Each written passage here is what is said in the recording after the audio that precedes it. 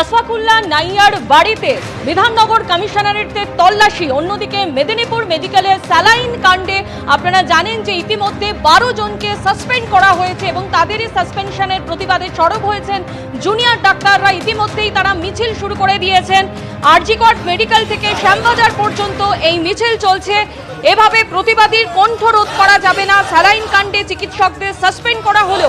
স্বাস্থ্যমন্ত্রী হিসেবে মুখ্যমন্ত্রী দায় এড়াতে পারেন? স্যালাইন কাণ্ডে চিকিৎসকদের ঘাড়ে দায় চাপানোর চেষ্টা এবং এরই প্রতিবাদে কিন্তু ইতিমধ্যেই আমরা দেখতে পাচ্ছি যে সেই মিছিল শুরু হয়ে গেছে। আরজি কর থেকে সেই মিছিল চলবে শ্যামবাজার পর্যন্ত।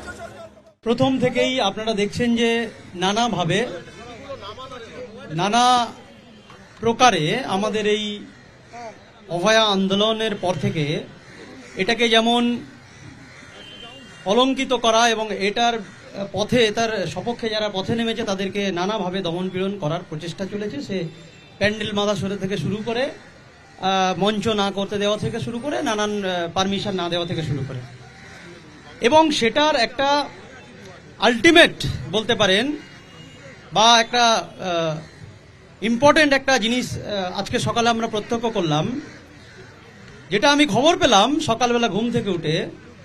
বিধাননগরের পুলিশ, বিধাননগর থানার পুলিশ, যারা 15-20 জন থেকে আরও বেশি, মোর দ্যান 20 পুলিশ আমার বাড়িতে, গ্রামের বাড়িতে পৌঁছায়।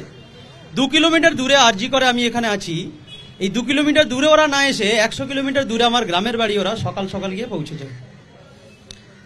দেখুন, আমাদেরকে এটা আজকে আমি, ভবিষ্যতে আরেকজন এবং কাল আরেকজন, আজকের অন্যায়ের বিরুদ্ধে আমরা দাঁড়িয়েছি বলে আপনি আমার বাড়িতে পুলিশ যাচ্ছে, পুলিশ পাঠানো হচ্ছে আমাকে ভয় দেখানোর জন্য এবং সামাজিকভাবে আমার একটা কোনোভাবে কলঙ্কিত করার জন্য।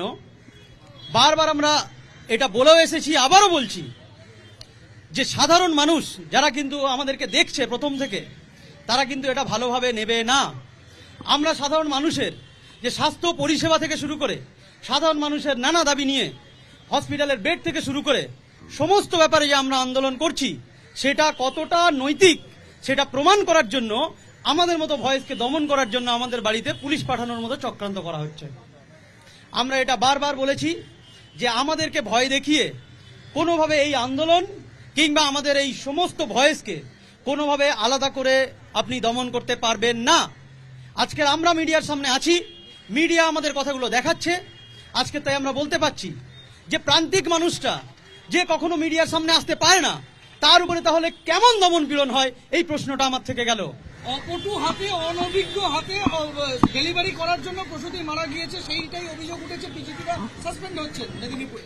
দেখুন, সাসপেন্ডের ব্যাপারে ডক্টর অনিকেত বলেছেন যে আজকের এই 12 জন ডাক্তারবাবু যাদেরকে সাসপেন্ড করা হয়েছে, এরা যদি এই মৃত্যুর জন্য দায়ী বলে আপনি প্রমাণ করতে চাইছেন, তাহলে আপনি এটা পরোক্ষভাবে বা ডিরেক্টলি বলে দিন স্যালাইন ঠিক ছিল, মেডিসিন ঠিক ছিল, ওষুধ ঠিক ছিল, তাহলে আপনি এগুলো ব্যান করলেন কেন? আজকের পোস্টমর্টম রিপোর্ট কি বলছে? যে অপারেশনের জন্য মৃত্যু হয়েছে?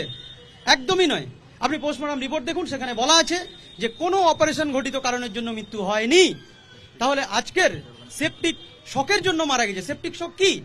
একটা ইনফেকশনের জন্য, কোয়াগুলেশন ডিসঅর্ডার হয়ে গিয়ে পেশেন্টার লাংস থেকে শুরু করে বিভিন্ন জায়গায় ব্লিডিং হয়ে পেশেন্টটা আপনার প্রসূতিরা মারা যাচ্ছে। তাহলে আজকের আপনি 10 জনকে বলির পাঠা করে দিয়ে আপনি বাকিদের কাকে আড়াল করার চেষ্টা করছেন? এখনো পর্যন্ত আমরা যে কোম্পানির ওষুধ তৈরি হলো, যে কোম্পানির স্যালাইন তৈরি হলো, সেই জিনিসগুলো আপনি ব্যান করে দিলেন, অর্ডার দিয়ে ব্যান হয়ে গেল, কিন্তু সেই কোম্পানির কাছে কোনো আমরা এখনো পর্যন্ত কারো সাসপেনশন দেখতে পেলাম না। এখনো পর্যন্ত কোনো রিপোর্ট এরকম ভাবে এলো না যে সেই স্যালাইনে কেন কি ছিল, সেই স্যালাইনে কি বিষক্রিয়া ছিল। তাহলে আপনি হঠাৎ করে 10 জন ডাক্তারবাবুকে সামনে এনে এভাবে বলির পাঠা করে দেওয়াটাকে আমরা কোনোভাবে সমর্থন করছি না। আমরা এটা মনে করছি ডাক্তারদের উপরে একটা দমন পীড়নের জায়গা। কেউ যদি কোনো রকম ভুল করে থাকে, কেউ ডিউটির সময় ডিউটি না থাকে, তার সেভাবে পূর্ণাঙ্গ তদন্ত করে তার কোন রকম শাস্তি হলে সেটা শাস্তি রকমের হয়। কিন্তু আপনি অপারেশনের জন্য ডাক্তারবাবু সিনিয়র ডাক্তার ছিল না কিংবা জুনিয়র ডাক্তার ছিল, কে ছিল না ছিল তার জন্য মৃত্যু হয়েছে এটা বলে আপনি পক্ষান্তরে বোঝাতে চাইছেন যে ডাক্তাররাই এই মৃত্যুর জন্য দায়ী। এটা আমরা কোনোভাবে মেনে নেব না। ডাক্তারবাবুরা মৃত্যুর জন্য দায়ী হতে পারেন না। কারণ এই জন্য না, যে ডাক্তারবাবু অপারেশন করেছেন, যে পিজিটিদেরকে আপনি আঙুল তোলার চেষ্টা করছেন, সেই পিজিটিরাই, আমি গর্বের সঙ্গে বলছি, এই পশ্চিমবঙ্গে লক্ষ লক্ষ অপারেশন করেছে এবং ভবিষ্যতে লক্ষ লক্ষ অপারেশন করবে। সিনিয়র ডাক্তাররা অবশ্যই তাদের অবজারভেশন করবেন এবং শেখাবেন। সেই জন্যই আজকের আমরা স্যারেদেরকে কুর্নিশ জানাই। আর সাধারণ মানুষের স্বাস্থ্য পরিষেবা পেতে এই জুনিয়র ডাক্তারদের যে ভূমিকা আছে, এটা অস্বীকার করার আমার মনে হয় ইনডিরেক্ট ভাবে যে আপনি অস্বীকার করার চেষ্টা করছেন, এটা আমার মনে হয় সাধারণ মানুষের পক্ষে কোনোভাবে এটা ভালো বার্তা যাবে না। পিজিটিরা অপারেশন করেন, করে চলেছেন, ভবিষ্যতেও করবেন। এনএমসি গাইডলাইনেও আছে, স্বাস্থ্য ভবনের নানান গাইডলাইনও আছে। আমার মনে হয় এটা নতুন কিছু নয়। হ্যাঁ, সিনিয়র ডাক্তারবাবুরা প্রেজেন্স থাক, সবসময়ই থাক, এটা আপনার সিস্টেম, আপনি পরিবর্তন করুন, সিস্টেম নতুন করে বানান এবং সিনিয়র ডাক্তাররা প্রেজেন্ট থাকেনও সবসময়। এবার এই পার্টিকুলার কেসে কি হয়েছে সেই জায়গাটা এই দেখার দায়িত্বটা কার, কে প্রেজেন্ট থাকবে না থাকবে সেটা তাহলে আপনি অফিসিয়ালি সেই জিনিসগুলো দেখুন। কিন্তু এই পুরো একটা প্যানেল অফ ডক্টর 10 জন 12 জন 50 জনকে এভাবে প্রসূতি মৃত্যুর দায়টাকে আপনি 26 টাকার স্যালাইনে যে দুর্নীতি হয়েছে সেই দুর্নীতির দায় এড়াতে, আপনি প্যারাসিটামলে যে দুর্নীতি হয়েছে সেই দুর্নীতির দায় এড়াতে লিভোফ্লক্সাসিন থেকে শুরু করে আরো 10টা মেডিসিনের যে দুর্নীতি হয়েছে, যেটা 10 বছর আগে অন্য রাজ্য ব্ল্যাক লিস্টেড করে দিয়েছে, সেটা আপনি রাজ্যে কিভাবে, কার উদ্দেশ্যে, কে কোন প্রফিটে এই মেডিসিনগুলো চালালো, সেই কোশ্চেনগুলো আসছে না। কোন ডাক্তারবাবু সেখানে প্রেজেন্ট ছিল কি ছিল না, ওখানে জুনিয়র ডাক্তার আর সিনিয়র ডাক্তার যেই করুক, অপারেশনটা পেটে হয়েছে, একটা প্রসূতি মায়ের বাচ্চার অপারেশন যেটা আমরা জানি সিজার, সেটার জন্য লাংসে ব্লিডিং কখনো হয় না। মেডিসিনে অবশ্যই সমস্যা ছিল, সেটা দেখুন এবং চেষ্টা করুন ভালো মেডিসিন দিয়ে সাধারণ মানুষের স্বাস্থ্য নিয়ে। এভাবে চিনিমিনি খেলে 10 জন ডাক্তারকে আপনি সাসপেন্ড করে দিয়ে এই সাধারণ মানুষের স্বাস্থ্য পরিষেবার উন্নতির এক ফোঁটাও আগানো যাবে না।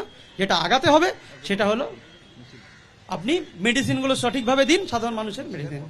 আজকে আমরা মিছিল করে শ্যামবাজার পর্যন্ত যাব প্ল্যান করেছি। মিছিলের পথে হাঁটুন, একটাই বার্তা, আজকের আমি সামনে আছি, মিডিয়া বন্ধুর মাধ্যমে চলে যাচ্ছে খবর, সবাই দেখছেন, কিন্তু সেই প্রান্তিক মানুষটা যার বাড়িতে কোনো মিডিয়া পৌঁছাতে পারে না, যার ভয়েসটা সাধারণ মানুষের কাছে পৌঁছায় না, তার বিরুদ্ধেও এক ফোঁটা দমন পীড়ন যাতে না হয়, সেই অধিকার নিয়ে, সেই ক্ষমতা নিয়ে, সেই সাহস নিয়ে আমরা মিছিল করছি, প্রতিবাদ করছি। সেই প্রতিবাদ আমরা করতে থাকবো। সাধারণ মানুষ, রোগী, পরিজন যারা আছেন, বারবার বলছি সবাই মিলে নিজেদের অধিকারের জন্য রাস্তায় নামুন, নিজেদের কথা বলুন, না হলে এই আন্দোলন আমরা চালাতে পারবো না। সবাই মিলে থাকুন সঙ্গে, এই আন্দোলন সবার। ধন্যবাদ।